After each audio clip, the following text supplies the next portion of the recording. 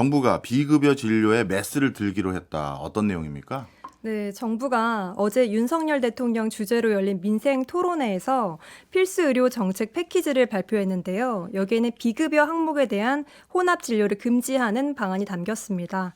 예를 들어서 건강보험이 적용되는 급여 항목의 진료, 물리치료를 할 때 비급여인 도수치료를 유도해서 함께 진료하지 못하겠다는 거예요. 네. 아직 구체적인 방안이 나오지는 않았습니다만 물리치료와 도수치료를 받을 때 기존에는 물리치료 부분에 대해서는 건강보험 적용을 받았는데 앞으로는 환자 본인이 100% 부담해야 할 수 있다는 관측이 나옵니다. 예를 들어서 물리치료 받고 도수치료 받을 때 따로 가야 되는 그런 일도 생길 수 있는 건가요? 네, 아직 정확한 대책은 나오지 않아서 나오지 지켜봐야 될 것 않아서. 같습니다. 예. 그러면 이런 상황 속에서 필수 의료 붕괴를 막기 위해 혼합 진료를 금지한다. 뭐 이런 취지였던 것 같은데 네. 세부적으로 취지도 한번 다시 설명을 한번 해주시면요. 네, 여러 취지가 있는데요. 기존에 환자가 급여, 비급여 진료가 다 필요가 없는데도 네. 과잉 진료를 하는 경우가 많았던 만큼 의료비 부담을 낮추자는 취지가 있고요. 건보료 재정 누수를 막기 위한 차원도 있습니다. 비급여 항목에 대해서 실손보험금 청구를 할 때는 급여 항목도 필수적으로 한 개 이상 들어가도록 되어 있거든요. 그렇다 보니까 덩달아서 건보료 지출도 많았다는 지적이 있었습니다. 네. 이와 함께 필수 의료 붕괴를 막자는 차원도 있습니다. 네. 제가 알기로 의사분들도 사실 어떻게 보면 자영업자의 일환일 수도 있는데 그러다 보니까 본인들 수익이 높아지는 그런 전공 분야를 많이 선택한다고 들었거든요. 그런 그 수익이 많아지는 전공 분야가 비급여 비중이 높은 데 아닌가요?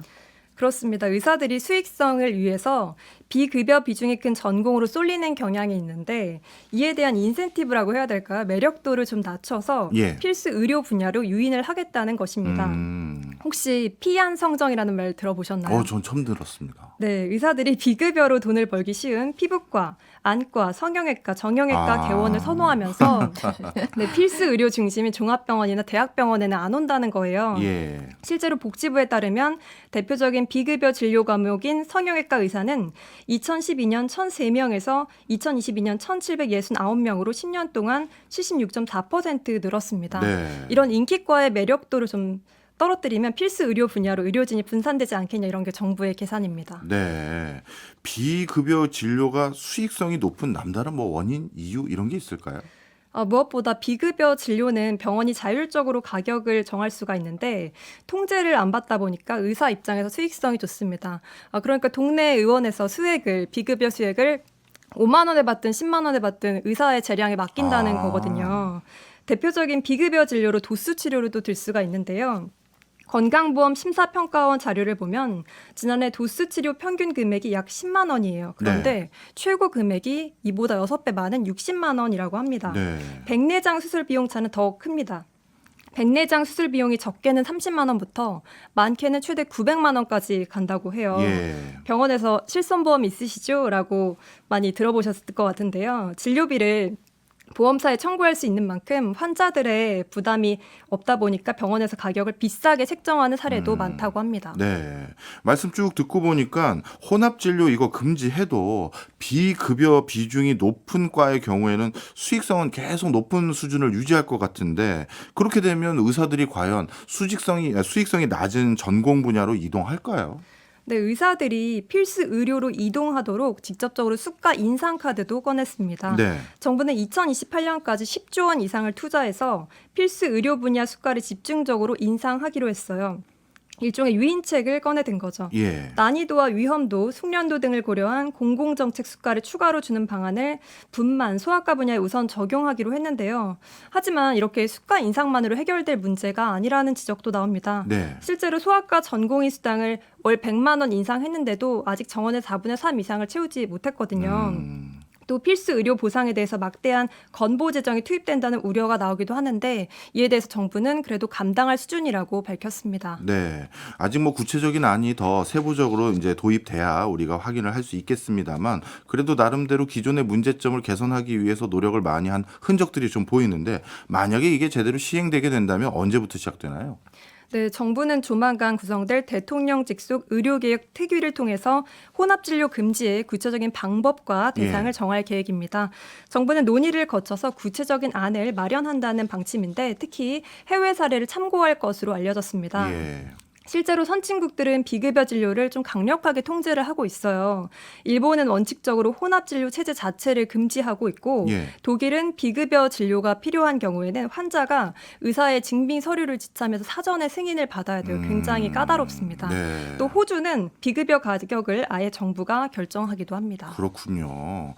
의사들 반발이 만만치 않을 것 같습니다. 의료계는 어떻게 반응하고 있습니까? 네, 의료계는 즉각 반발했습니다. 개원의 중심의 대한의사협회는 시장 경제 반하는 정책이라면서 혼합진료 금지는 국민의 치료 선택권을 제한한다고 입장을 밝혔습니다. 네.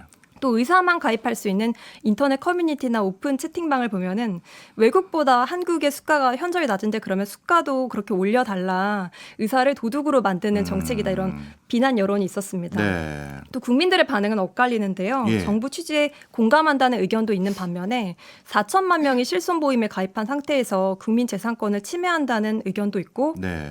또 치료 목적으로 반드시 비급여가 필요한 경우도 있는데 보험회사에서 보험비 지급 거절 사유를 들 수 있어서 우려된다는 목소리도 나옵니다. 네. 앞으로 정부가 혼합진료 금지의 구체적인 방법을 만들어가는 과정에서 다소 진통이 예상됩니다. 네, 알겠습니다. 의대 정원 늘리는 것도 그리고 필수 의료 재건이 목적이었던 것 같은데 의대 증원은 어떻게 돼가고 있어요?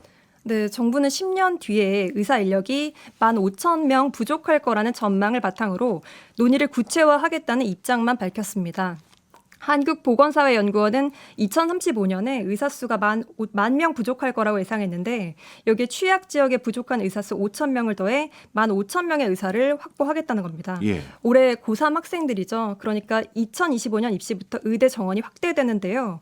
정부는 이번에는 의대 정원을 반드시 확대해야 된다면서 이번에 또 실패하면 대한민국은 없을 거라고 생각한다면서 아주 강력하게 얘기를 했습니다. 네. 사실 의대생 정원이 의료계 이슈라든가 복지의 이슈가 아니라 우리나라는 이게 교육 이슈, 교육 이슈잖아요. 수험생과 학부모님들 관심이 아주 많을 텐데 이게 언제쯤 최종안이 발표될까요? 네, 정확한 의대 정원 확대 규모는 이번 설 연휴를 전후로 발표될 것으로 보입니다. 의대 정원은 2000년 이전에 한 3,500명 되다가 예. 2006년부터 3,000명 수준으로 묶여 있는데 조만간 발표될 증원 규모가 당초 예상했던 1,000명대보다 많은 2,000명 수준이 될 거라는 관측도 예. 나옵니다. 정부 관계자는 의대의 현장 수용 역량이라든지 지역 의료 인프라, 인력 재배치 방안 등을 종합적으로 고려해서 그 규모를 결정하겠다고 밝혔습니다. 네. 현행이 한 3,000명 수준인데 2,000명 가까이 늘 수도 있다라고 하면 거의 2배 가까이 느는 그렇죠. 그렇습니다. 그런 상황이라면 이거 자칫 또 의료계에서 또 대규모 파업하는 거 아닌가 이거 걱정도 되는데요. 네. 의료계는 의대 정원 확대에 대해서 강력히 반대하고 있습니다. 대한의사협회는 의대 정원 확대는 필수 의료 육성의 근본 대책이 아니라면서 의협과 충분한 논의와 합리적인 합의를 거쳐 결론을 낼 것을 촉구한다고 강조했습니다. 네.